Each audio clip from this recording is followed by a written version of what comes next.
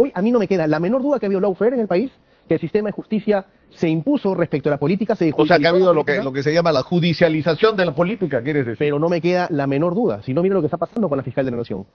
Pero por supuesto que no me queda la menor duda. Y por El exministro Alejandro Sala se pronunció sobre la red criminal que ha quedado evidenciada y aseguró que a él no le queda ninguna duda que hubo un lawfare contra el presidente Pedro Castillo, es decir, la política se judicializó para sacar al maestro Chotano del cargo. También aseguró que el día de hoy estamos peor, somos 33 millones de peruanos menos 60 peruanos que fueron asesinados por este gobierno, que se ha demostrado la pobredumbre y la pus que generó una inestabilidad en el gobierno anterior porque los que querían arrebatar el poder se terminaron mostrando con la toma y manejo de las instituciones, con un tribunal constitucional que obedece las órdenes de quienes los pusieron ahí, con una defensoría del pueblo acomodada por el factor político y con un congreso decidido a tomar el sistema electoral preparando lo que serán las elecciones 2026, con una fiscal de la nación suspendida que ha salido a decir que se debe respetar que las investigaciones son privadas y que a un colaborador eficaz no se le debe creer porque muchas veces miente para obtener su libertad. A continuación te mostramos el video. Estamos ahora con Alejandro Salas, exministro, que ha estado como desaparecido. Alejandro, bienvenido, gracias por estar acá. ¿Cómo estás, Nicolás? Gusto saludarte. No, desaparecido no. Cuenta, he estado más activo que nunca en mis redes sociales. He tenido algunas invitaciones en algunos medios. Y siempre vigente para hablar sobre el país, por supuesto que sí. ¿Cuál es tu balance de esto? Es decir, se cumple hoy un año de la caída de Pedro Castillo y la ascensión de Dina Boluarte, que además es una cosa que me parece sorprendente. Dina Boluarte no se acuerda que ella fue parte del gobierno de Pedro Castillo. Eso lo ha borrado. Delete, como dicen en inglés, no lo borró de su propia historia. Pero ¿cuál es tu balance, Alejandro? Mi balance es que el día de hoy estamos peor, que no somos ya 33 millones de peruanos, somos 33 millones de peruanos menos 60 peruanos que fueron asesinados, que se ha demostrado la podredumbre y la pus que generó una desestabilidad en el gobierno anterior. Los que querían arrebatar el poder y lo hicieron finalmente, se han terminado mostrando con el manejo de las instituciones, con instituciones tomadas, con un tribunal constitucional que obedece a órdenes de quienes lo pusieron ahí, del lado político, con una defensoría del pueblo también, por supuesto, como no, acomodada por el factor político, con las intenciones de un Congreso de la República evidenciadas para poder tomar el sistema electoral, preparando lo que va a ser, por supuesto, como no, las elecciones para el 2026, para también tenernos maniatados de ahí, con una fiscal de la Nación suspendida, que nos ha salido a decir que las investigaciones tienen que ser reservadas y hay que respetarlas, y que a un colaborador eficaz no se le debe de creer, porque muchas veces miente para poder obtener su libertad. Un país que hoy se ha evidenciado en toda esa magnitud. Y sin embargo, creo yo que por supuesto que es un día para reflexionar. O sea, lo que tú dices en resumen, Alejandro, es que quienes querían sacar a Pedro Castillo, lo sacaron para esto que estamos viviendo, que es horrible, pero eso no convierte en virtuoso el gobierno de Pedro Castillo, Alejandro. En lo absoluto. Fue un gobierno, por supuesto, con muchos errores. Fue un gobierno en donde existieron corruptos que hoy se han reconocido como corruptos, que son esos colaboradores eficaces, que se inmiscuyeron en la parte política, como no, y hoy gozan con su pasaporte de libertad, gozando del botín que le robaron al país por haber señalado a la parte política. Hoy a mí no me queda la menor duda que ha habido lawfare en el país, que el sistema de justicia se impuso respecto a la política, se O sea, que ha habido lo lo que se llama la judicialización de la política, ¿quieres decir? Pero no me queda la menor duda. Si no, mira lo que está pasando con la fiscal de la Nación. Pero por supuesto que no me queda la menor duda. Y por supuesto que hoy se tiene que empezar a revisar detenidamente prisión preventiva por prisión preventiva que ha existido. ¿Ha existido corrupción? Sí. ¿Los corruptos han declarado corruptos? Sí. Pero hay que ver... No, pero todavía no conoces, estoy convencido, ni la 10ª parte. O sea, en el Perú está instalado un sistema en el cual prácticamente no puedes contratar como el Estado, ni venderle productos al Estado sin pagar comisiones ilegales. Eso está institucionalizado desde los municipios hasta las más altas esferas del gobierno central. Lo tengo claro, Nicolás. Y si en el gobierno de Castillo hubieron sobrinos, hoy hay hermanos. Si en el gobierno de Pedro Castillo hubieron marrufos, hoy hay contrataciones fantasmas. Hoy hay contrataciones con órdenes de servicio manejadas. Lo que pasa es que la magnitud con la cual se informa y se investiga es distinta. Pero es casi lo mismo. Hoy hay un caso de corrupción con una denuncia constitucional en el Congreso por haberle quitado el dinero de los asegurados peruanos a los trabajadores de 41 millones de soles en salud. Ahí está durmiendo. Son 41 millones de soles de un cobro irregular. Entonces, ¿qué ha cambiado? ¿Qué ha cambiado? No ha cambiado absolutamente nada. Que no nos vengan a decir acá que estamos en un sistema democrático. Mentira. Estamos en un sistema híbrido, a un paso del autoritarismo, a un paso de la dictadura. Instituciones tomadas, instituciones maniatadas, pactos políticos con componendas políticas. El Congreso no representa al país. El Congreso representa sus intereses propios. Entonces, ¿qué cambió de los 90? En los 90 vemos a Lenín Montesinos entregando dinero para que en el Congreso hayan tránsfugas y puedan votar a favor de los intereses del gobierno Fujimori. Hoy vemos lo mismo, pero sin una mesa con dinero. Vemos evidencias. Porque no tenemos los videos. Sí, pero ya vemos las evidencias en los chats de Villanueva, el asesor de la fiscal de la Nación, y cómo se canjeaban los votos. Y eso es lo que el ciudadano mira, respira, percibe y consume todos los días. Pero yo te insisto en esto, Alejandro. Yo puedo coincidir contigo en la descripción y creo que la inmensa mayoría de peruanos tienen una opinión absolutamente negativa de lo que es el gobierno de Dina Boluarte y lo que es el Congreso. Pero una vez más, ¿cuál es la responsabilidad de Pedro Castillo en esto? Muchísima. O sea, porque ya, este gobierno es una vergüenza, pero el que tuvimos antes también. Muchísima responsabilidad de no haberse sabido rodear, de no haber tenido los cuadros que le permitan a él poder suplir el desconocimiento que tenía respecto al país. Éramos pocos los que de una u otra manera tratábamos de empujar eso hacia adelante, poder poner la voz, de generar y ser un tipo de bisagra, de hacer la política decente, de conversar, de tratar de llegar, de encontrar un diálogo. Pero no se pudo, era un monstruo. Hoy me doy cuenta que era un monstruo grande, feo, que nos sigue pisando la cabeza a los peruanos.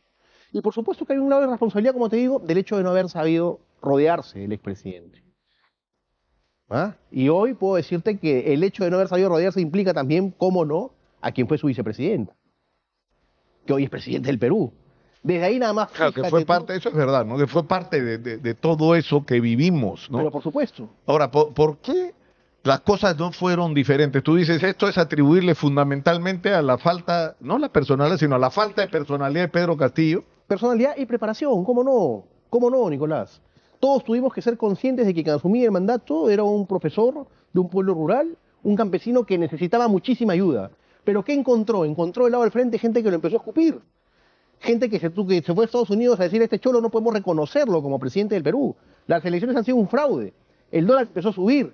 La canasta básica y los bienes de consumo empezaron a esconderse antes de que él sea presidente.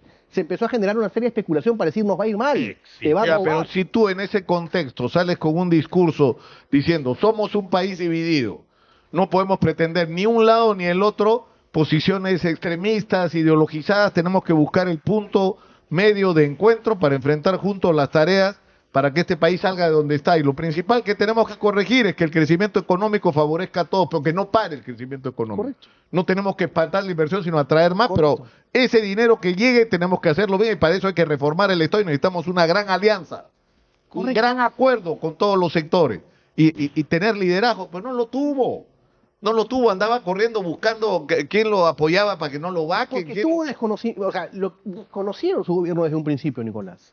O sea, también hay que ser tan Pero si orgulloso. tienes la película clara, Alejandro, diga lo que diga la oposición, tú conduces con el respaldo del país las cosas ¿no? En una dirección adecuada, ¿no? Lo tengo totalmente claro. Pero acá quienes supuestamente tenían mayor conocimiento, mayor experiencia, ¿no es cierto?, mayor preparación y mejor preparación, supuestamente eran los de al frente, ¿no? Que tenían preparación, tenían formación, eran políticos que venían de tiendas políticas, tenían alguna trayectoria política. ¿Qué hicieron? Se portaron políticamente peor que él. Hoy día vemos para qué actuaban así. Hoy día vemos cómo se está manejando el país. Lo que le está pasando al país el día de hoy es gravísimo, Nicolás. Es sumamente grave. Nuestro país no solamente sigue en crisis, está en una peor crisis de institucionalidad y, por supuesto, más allá de eso, no vemos un túnel de salida. Tenemos que ir a la pausa, Alejandro, son las 8:30, estamos en Exitosa y fíjate lo que acaba de pasar. Para los que no han tenido conocimiento de esto, que hemos estado hablando desde ayer y hoy día temprano con Manuel Rosas, acá en Exitosa, la fiscal de la Nación ha sido suspendida por 6 meses por la Junta Nacional de Justicia mientras dura la investigación sobre ella. Ha sido suspendida como fiscal suprema, lo cual inmediatamente la inhabilita como fiscal de la Nación por los próximos 6 meses. La Junta de Fiscales Supremos, reunido esta mañana, ha decidido ahora mismo nombrar interinamente a Pablo Sánchez como encargado de la Fiscalía de la Nación mientras dure este periodo de suspensión de 6 meses. Es decir, Pablo Sánchez, en términos prácticos, es el fiscal de la Nación en este momento. Con esta noticia nos vamos a la pausa. Regresamos con... Estamos en Exitosa, la voz que integra el Perú, 95.5 de la FM en Lima. Soy Nicolás Lúcar, esto es Hablemos Claro. Estamos en el canal 34 de Movistar, por supuesto, y está con nosotros Alejandro Salas, exministro del gobierno de Pedro Castillo. Él estuvo en las carteras de Trabajo y Cultura. Y yo quería preguntarte, Alejandro, ¿te arrepientes de haber sido parte del gobierno de Pedro Castillo? No, Nicolás. Hoy en día, si yo Pero si tú mismo estás diciendo que no te hacían caso, que tú proponías cosas y no te oían. Pero es que no hay que cansarnos. Hoy, con mayor fortaleza, sabría, por supuesto, después de ver todo lo que se está evidenciando y se está viendo, de una u otra forma, qué es lo que en su magnitud se tenía al frente respecto a la conflictividad política. Yo no me puedo arrepentir de haber servido al país, Nicolás. Lo hice de manera, por supuesto, correcta, lo hice con integridad. Ahora, el 9 de diciembre del año pasado, a los 2 días del intento de golpe, tú decías que te arrepentías. No, que todavía... no fue así, eso lo sacaron de contexto. Yeah. A mí me dijeron, ¿se arrepiente, después de la lectura de este mensaje, ¿se arrepiente usted de haber sido ministro? Si yo fuese adivino y supiese, siendo ministro, que él iba a terminar su gobierno así, por supuesto que sí. Nadie era mago que la situación iba a terminar así. Pero de servir al país, por supuesto que no. Y si tendría que volver a repetirlo, lo vuelvo a repetir, Nicolás, en el sentido de poder ayudar al país a que pueda encontrar algún tipo de diálogo. Es imposible hoy en día encontrarlo, porque la política de nuestro país está plagada de intereses, pero intereses negros, oscuros. Atrás de la política de nuestro país está el narcotráfico, está lo ilegal, están los lobbies, están cuántas obras me das, cuánto presupuesto me das para tirarme la plata. Eso sigue vigente en nuestro país, ahora con más fuerza todavía. Entonces, si me dices, si me voy a retirar de la política... Pero tú has sido parte de un gobierno que surgió con la promesa de que las cosas iban a cambiar. ¿Y qué cambió, Alejandro? Fueron 17 meses de gobierno, Nicolás, donde, ahora sí te quiero responder, por supuesto como corresponde con la objetividad del caso, no se les permitió trabajar y se cometieron errores en designaciones. Ya, pero eso, mira, un día discutíamos cuando hubo las protestas y la gente decía, lo que pasa es que Pedro Castillo, como viene del pueblo, no lo han dejado gobernar. Yo le decía, es verdad. Desconocieron su resultado electoral favorable, es verdad, y lo han tratado de vacar permanentemente, es verdad, ya, pero también es verdad que fue un gobierno tremendamente ineficiente, con un récord brutal de nombramiento de ministros, sin una proyección clara de lo que se pretendía hacer con el país, y encima embarrado con el tema de la corrupción, como todos los otros a los que criticó antes. O sea, eso no es obra de la oposición. Pero por eso te digo... O sea, si tú tienes un gobierno que tiene claro a dónde va, que se rodea de la gente adecuada, no importa lo que haga la oposición, porque vas a tener a la gente de tu lado y vas a doblegar a la oposición, o vas a lograr que aquellos sectores sensatos de la oposición se unan a un proyecto de unidad nacional, por así decirlo. Totalmente de acuerdo contigo. Pero Nicolás. eso no había, pues, en el gobierno de Castillo. Pero te cuento, o sea, permíteme decirte que yo fui ministro de Estado en el gobierno de Pedro Castillo después de sus 6 primeros meses de gobierno. Yo fui llamado en medio de una crisis política cuando había saltado lo de Carolín López, lo de Bruno Pacheco. Él había salido a dar una entrevista en CNN en el cual lo terminaron aplastando. En ese momento es donde yo llego como ministro de Estado para poder tener algún tipo de articulación con la política, con la parte política al frente. Entonces yo me encuentro con una Ahora, crisis pero eso política. significa que tú trataste de hacer vínculos con los sectores de oposición. Traté de dialogar abiertamente a través de tu programa, de diversos medios de comunicación, de los micrófonos, de los dominicales, de decirles que era el momento de encontrarnos, que había que encontrar algún tipo de solución, que solicitar la vacancia de un presidente lo único que traía era inestabilidad, ¿no es cierto?, de llegar a un acuerdo, y si el acuerdo consistía el hecho de continuar dialogando, y cómo no, que el presidente ceda en sacar sus carteras a aquellos que los congresistas no querían ver ahí, que lo haga, y se le decía a él, pero obviamente llegó un momento en el cual el presidente también se puso terco y dijo, ¿por qué les voy a hacer caso si no me dejan chambear?, ¿no? Entonces, ahora, mientras tú, ya digamos, estaba puesta clara la situación de crisis y había que buscar términos de entendimiento. Tú dices, tú estabas tratando de conseguir estos términos de entendimiento. Sí, por supuesto. Pero la oposición, sobre todo la más recalcitrante, no quería nada que no comenzara porque se fuera Castillo. Ya estaban en ese momento, o sea, Dina Boluarte traicionó a Pedro Castillo, ya estaba conspirando en contra de él meses antes de que ocurriera el 7 de diciembre. Yo te podría manifestar que eso se evidencia un 24 de noviembre, cuando hablando del tema, de un tema de poder entendernos con el Congreso de la República, en una mesa estábamos los 19 ministros Y Dina Boluarte le dice al presidente, presidente, yo estoy con usted, no es posible que lo sigan increpando con una vacancia. 24 de noviembre del año 2022. No, pero 24 de noviembre, ¿qué cosas? No. 6 y 7, 13 días Pero antes. permíteme, Nicolás. Entonces yo le digo a la vicepresidenta, y no la trato como ministra, la trato como vicepresidenta, si tan grande es su lealtad, vicepresidenta, presente usted una renuncia a su cargo de vicepresidenta con cargo a la vacancia del presidente. Si el presidente lo vaca el Congreso, se activa de manera inmediata su renuncia. Si al presidente se le cae un helicóptero, usted asume. Renuncie usted para que el Congreso sepa que si lo vaca, tiene que convocar elecciones en 9 meses. ¿Sabes qué hizo Nicolás? Se le acabó el tema de la lealtad en la mesa, se paró y se fue. Se paró y se fue. Porque la puse en fresco delante de todos los ministros y el propio presidente. Sí, pero ¿qué significa eso? Que Dina Boluarte, en el espacio, digamos, el Consejo de Ministros decía, yo estoy con usted, presidente Castillo, si usted lo vaca, yo me voy. Sí. Y en el otro lado estaba diciendo, sacamos a Castillo y me quedo yo, ¿no? Entro yo. Nosotros fuimos a exponer el presupuesto de la República al Congreso, que también se hacía en noviembre. Y en los pasillos del Congreso los congresistas nos decían, están viniendo acá Otárola, el hermano de la presidenta, a ofrecer ministerios. A nosotros Ya en ese momento, en noviembre del año... Noviembre. Y lo que te digo, no me va a dejar mentir, el resto de ministros que estaban con nosotros. Sea verdad o sea mentira, no lo sé, pero eso es lo que los congresistas nos trasladaban a nosotros, de diversas bancadas. Entonces, la inestabilidad se plagó, por supuesto, y se pegó a un campo de... Ahora, de una pero, vez hay que sacarlo. pero eso... Es decir, eso pasaba por la vacancia presidencial. Es decir, si Dina Boluarte estaba preparando desde antes y con Otárola y su hermano, por eso Otárola termina siendo tan importante hasta el día de hoy, pieza indispensable, o sea, no puedes pensar en el gobierno de Dina Boluarte si sacas a Otárola. Inamovible, él es el que gobierna, ¿no? O sea, eso está clarísimo, ¿no? Pero a lo que voy es a lo siguiente, es decir, si tú tenías esa articulación, es decir, que esto ya estaba en sintonía, eso suponía una vacancia presidencial, pero para vacar a Castillo necesitabas el voto de Vladimir Cerrón. ¿Con Vladimir Cerrón estaban conspirando también? No lo sé, Nicolás. O sea, entonces, ¿por qué tenían la convicción de que podían vacarlo si no podían hacerlo sin los votos de Cerrón? Mira, hoy en día no lo sé, pero ante tu pregunta yo me podría responder en cómo está conformada la mesa directiva, ¿no? Del Congreso. La verdad no lo sé. Sería irresponsable de mi parte confirmarte algo que no lo sé. Pero sí, seguramente ha habido detrás de todo eso una gran negociación para poder partirse y repartirse el país. Hoy tú mira quiénes son los cargos directivos en los ministerios. Aportantes de campaña de diversos partidos. Del Fujimorismo, de Renovación Popular, de Avanza País. Anda, fíjate, es cuestión solamente que se investigue quiénes son los directores de línea de cada ministerio y revisen el ROP su participación política. Para que te des cuenta quiénes están gobernando el país. Entonces, esa repartija está ahí. ¿Qué pasó en Palacio el 7? Tú estabas en Palacio, Alejandro. Claro.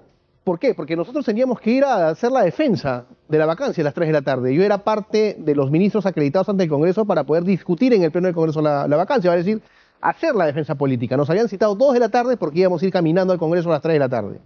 Pero recibo una llamada, ¿no es cierto? Golpe de 9:30 de la mañana, donde Bexy Chávez me dice, por favor, ministro, revise su WhatsApp. Yo reviso el WhatsApp y cuando el presidente convoca a todos los ministros a Palacio de Gobierno, dije, ¿qué pasó?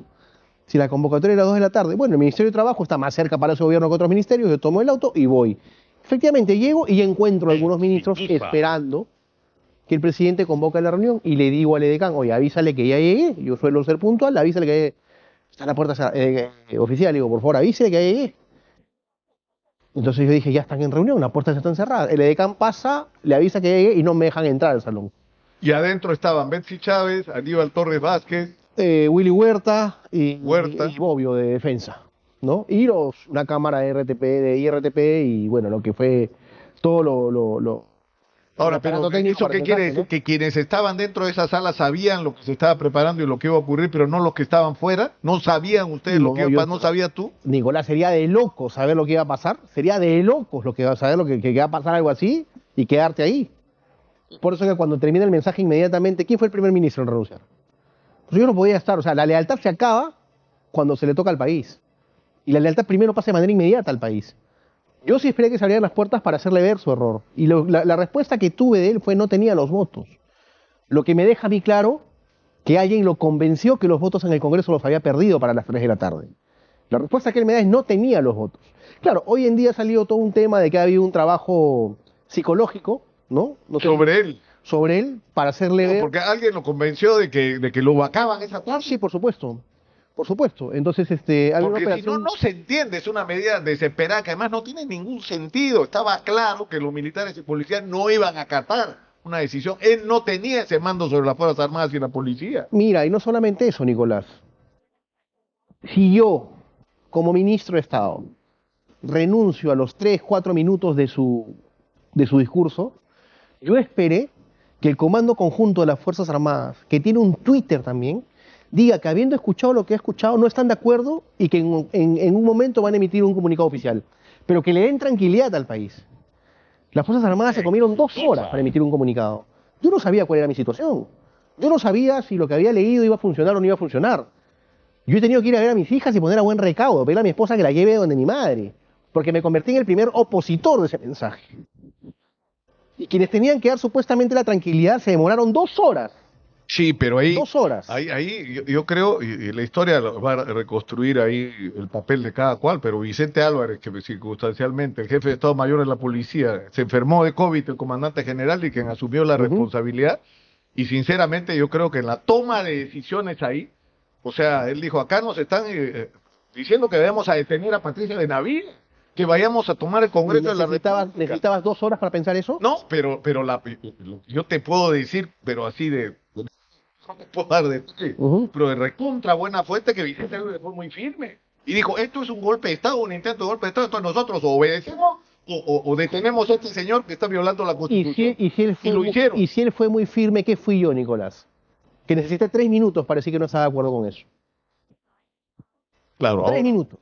Ahora, es imposible que Cerrón no estuviera en esto. Es imposible, Alejandro. Es decir, Pedro Castillo tenía la convicción de que lo vacaban. La única manera de que lo vacaran era que Cerrón le hubiera comprometido a Dina Boluarte el voto. Pero me lo dijo a mí. No tenía los votos. Cuando yo me acerco y le reclamo y le digo, lo que has leído es un delito, ¿qué has hecho? No tenía los votos. Yo ya no tenía más nada que hablar. Ya obtuve la respuesta. Él estaba seguro que perdía la votación por la vacancia, que esa tarde lo vacaban, que había más de 87. Me lo dijo abiertamente, Nicolás. Y eso yo, Ahora, eso yo lo he dejado ¿cuál claro. ha sido el papel de Patricia Benavides según tú en todo esto, Alejandro?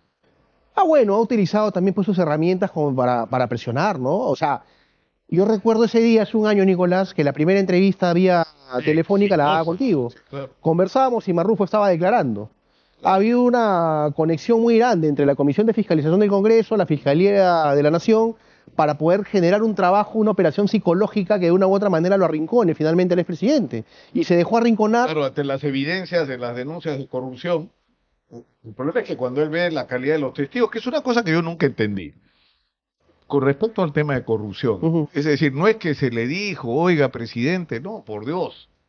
O sea, yo lo dije acá, abril, tú eres testigo, Alejandro, te lo he dicho a ti. Por supuesto, claro. Abril, mayo, junio, julio. Bueno, hasta que cayó en agosto, los primeros días de agosto finalmente cayó Salatiel Marrufo. Yo le decía, este señor es un delincuente, este señor está procesado en Chiclayo, este señor no puede tomar decisiones sobre un sol del erario nacional y está decidiendo sobre miles de millones. Y yo te decía, no me hacían caso. Pero yo te decía, No había, bueno, ¿sabes lo importante que pasó? Que la Fiscalía contra la Corrupción del Poder se compró el pleito. Y empezó a investigar quién diablos era este señor y mira hasta dónde llegó. Y está libre. Bueno, y está libre. Pero y está libre. Y está libre con sus 5 palos que se llevó. Está libre. Está libre. Nicolás, a nosotros en Palacio de Gobierno nos pedían una chanchita de 2.000 soles para pagar la defensa del presidente Pedro Castillo. 2.000 soles. Ahora, yo decía que el presidente me la pida. Si quiere plata prestada, que me la pida. ¿Dónde están los millones si no tenía para pagar su defensa? ¿Sabes otra cosa? He estado haciendo el recuento agrorural. Yo me acuerdo, la señora Magrillo se tiene que acordar de eso. ¿Te acuerdas la crisis de la uria? Convocatoria número no sé cuántos para la compra de la uria. Ganó tal. Alejandro, mientras venía en el taxi de mi casa a la radio, entraba a rastrear en las redes sociales quién diablo era el ganador. Y resultaba que yo descubría en 45 minutos, 1 hora de camino, que la empresa que había ganado, la de Miami, era el lugar donde el señor vivía, que sus empleos eran él mismo, que nunca en su vida había negociado un kilos de urea.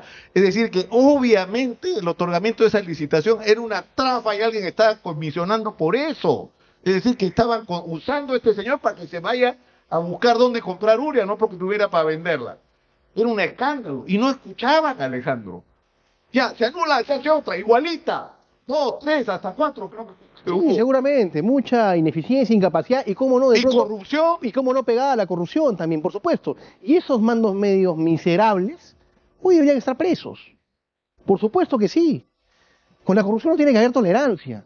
Lo que sí nos deja en evidencia la misma ex fiscal de la Nación, hoy suspendida, lo dijo defendiéndose. No se le puede creer a un colaborador eficaz porque lo que busca es su libertad. Entonces, ¿cómo se aplica la figura de la colaboración eficaz en el país? ¿Cómo se aplica? ¿Hasta dónde se le cree a un colaborador eficaz? El principio de presunción de inocencia del país, ¿a dónde quedó? ¿Una persona no puede ser investigada para luego ser sentenciada en libertad? ¿Más aún vinculado al campo de la política? ¿Tú crees que eso es lo que debería pasar con Castillo? Yo creo hoy, O sea, ante las evidencias que se han dado, él tiene dos campos. El del 7 de diciembre, y yo lo he manifestado, que él debería someterse a un tema de conclusión anticipada y decir la verdad. Decir la verdad, lo hice así, cometí un error, soy culpable. Declararse culpable de un intento de golpe de Estado. Hasta esta mañana Miguel Ángel Rodríguez Mackey ha dicho, en realidad, no fue un golpe de Estado porque nadie lo obedeció y no configura el delito de rebelión porque para hacer un delito de rebelión necesitas usar armas y él no tenía armas.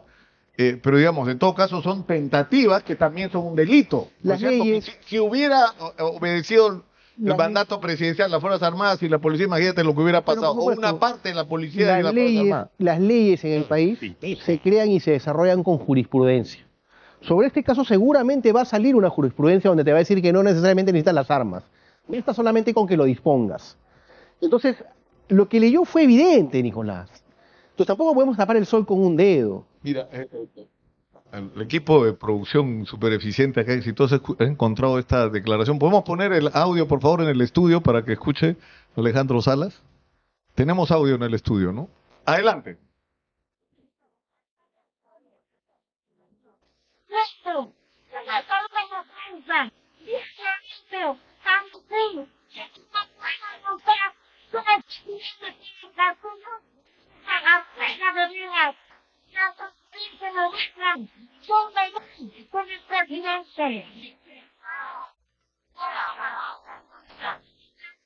El presidente lo va a cambiar. Yo me voy con el señor Castillo. No, el poder cambia a veces, ¿no? El poder, yo te puedo decir, Nicolás, que yo duermo tranquilo, a diferencia de ellos. Abrazo a mi familia con tranquilidad, sigo trabajando y desarrollando mi campo profesional con tranquilidad. Y hoy hay mucha gente que disfruta el poder, ¿no? Ya, pero quisiera que terminemos con este tema, ¿no es cierto? O sea, Castillo tiene, por un lado, el proceso por el intento de golpe de Estado. Tú dices, Lamentablemente. se tiene que declarar culpable porque ha sido flagrante, ha sido, escúchame, cadena No solamente nacional. eso, Nicolás. Lo que pasa es que si él se somete a una conclusión anticipada, ¿ok? Ese delito es de 20 años. Hay un tema de gradualidad de la pena. La gradualidad de la pena te implica, tienes antecedentes penales, eres reincidente, va a llegar a 10 años. Está sujeto a beneficios penitenciarios. Conversión de la pena, 2 por 1. En 5 años está libre. Ya tiene 1 año preso. En 4 años está fuera. ¿Qué haces peleándote en un juicio Que vas a perder. si es evidente lo que le hice? Vas a perder. No hay manera de que gane ese juicio, por Dios. Yo estaba saliendo porque ha sido a las 12. Siempre quedamos coordinando. Yo terminé a las 11 y de repente Castillo en televisión, ¿qué cosa hace? Empieza a hablar. Te juro, hemos dicho golpe de Estado y nos hemos sentado con Karina Noboa a decir esto es un golpe de Estado. No había terminado de hablar. O sea, era obvio que era un golpe de Estado. Pero era claro, por supuesto, Nicolás. Por supuesto. Y hubo gente que no dudó en hacerlo ver, que formaba parte del gobierno. Y eso también es algo que hay que dejarlo absolutamente Ya. claro. Entonces tú dices, Castillo debe declarar, acabar esta discusión sobre si la prisión preventiva, sobre eso son... O sea, el fondo del asunto es intentó dar un golpe de Estado, sí, eso es un delito, sí, lo reconoce. Y en se 4 hace- años, en 4 años está libre. En 4 o años lo sale. que decida la justicia. En 4 años sale, Nicolás, con un tema de gradualidad de la Ya, pena. pero en el otro tema, en los casos de corrupción, Bueno. que no son cosas, es decir, Bueno. en ninguno de los casos relevantes puedes decir que él no sabía, que él no estaba enterado, él sabía perfectamente lo que estaba pasando. Es más, hubieran sido imposibles sin su intervención. Mira, Nicolás, y te lo vuelvo a repetir, y que a mí me digan dónde están los millones que él robó, ¿ya? que él le pidió supuestamente a Marrufo y todo lo demás. Él, en junio y en septiembre, por supuesto, yo no lo hice, no accedí porque dije que me lo pida él. Pedía si se le podía prestar 2.000 soles para poder pagar su defensa. ¿Dónde está la plata que robó? Si pedía para pagar su defensa. 2.000 soles, por supuesto, del pecunio y Ahora, del pero sueldo ¿qué de cosa nosotros, o sea, crees? Que a él lo timaron, pero es decir, lo que dicen es que le dan bolsas de 10.000, 20.000 soles, o sea, que él recibía, por así decirlo, en términos criollos, un sencillo, mientras otros se levantaban el país en peso. Pero por supuesto, es lo que yo considero que sí, por supuesto que sí. Que lo agarraron de tonto útil. Pero si solo, ¿cuánta plata había en el baño de Bruno Pacheco, te acuerdas? ¿Cuánto eran? $10.000, $20.000. ¿Sabes qué me respondió cuando yo le pregunté eso? ¿Sabes qué me dijo? Ministro, pero si fuese mío y había despachar conmigo, pues me iba a dar esa plata. ¿Qué se ha guardado en un armario? Me le había dado. Pero eso, o sea, se me ocurre una cosa. Es decir, tú solo tienes dos posibilidades. O eres parte, o eres tan inepto, tan incapaz que tus narices están levantando el país. Bueno, yo me voy por esa segunda opción. Que se lo almorzaron completamente. Y hoy quienes le robaron al país, esos miserables corruptos, están libres. Están libres. Pero bueno, que la justicia hable, que la justicia siga su camino y que la justicia determine. Por supuesto con una justicia objetiva, sin un lado político. ¿Qué cosa? La señora María, usted ha venido a Colombia así como... ¿Quién? Nuestra productora Gisela Magariño, que ha estado en Colombia y ha venido así con...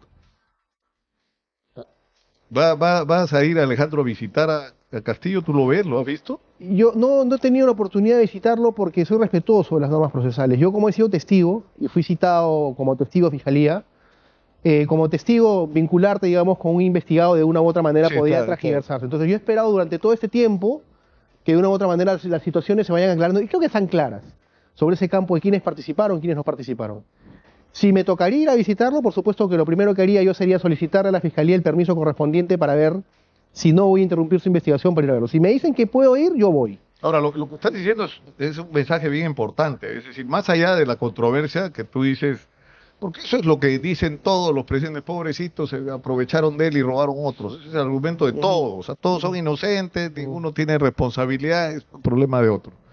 Pero en fin, dejemos esto por un momento aparte y que las investigaciones lleven a donde tienen que llevar. Pero en este tema determinante que tiene que ver con la democracia, con el respeto a las instituciones, que es el intento de golpe de Estado, tú dices, Pedro Castillo tiene que reconocerse culpable de ese delito. Pero por supuesto, uno como abogado, o sea, yo soy abogado, yo respeto la defensa técnica que él tiene, pero uno como abogado tiene que ser también, por supuesto, darle todo el escenario a quien está haciendo la defensa. Además, están diciendo cosas, escuché el argumento el otro día, en el sentido de que no se ha acreditado que él estaba yendo a llevar a su familia a la Embajada de México, pero por Dios, si Andrés Manuel López Obrador había anunciado que le había otorgado el asilo, y luego se lo otorgan a su familia, primero se lo dan a él, y él estaba yendo de Palacio de Gobierno a la Embajada de México a asilarse.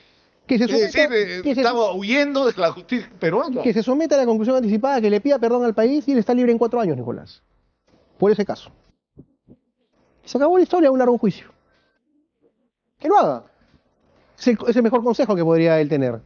Tenemos que terminar por hoy, Alejandro. Yo creo que ha sido reveladora esta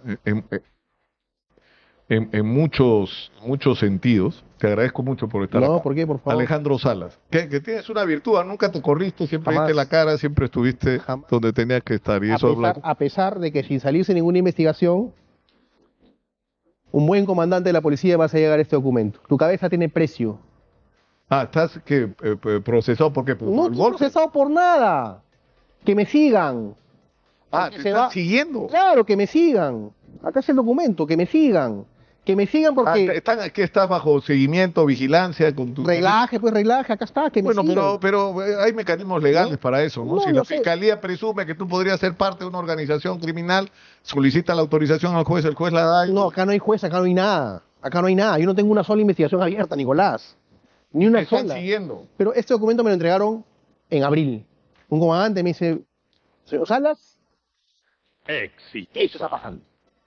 Cuídese, y me cuido. Pero ¿sabes qué? No tengo miedo, no me importa. La democracia está primero. Alejandro Salas ha estado con nosotros. ¿Y tú qué opinas de las declaraciones del exministro? ¿Crees que todo lo que pasó fue un plan para sacar al presidente Castillo del poder? Déjanos tu opinión en los comentarios y comparte este video para ayudarnos a que esta información llegue a más personas.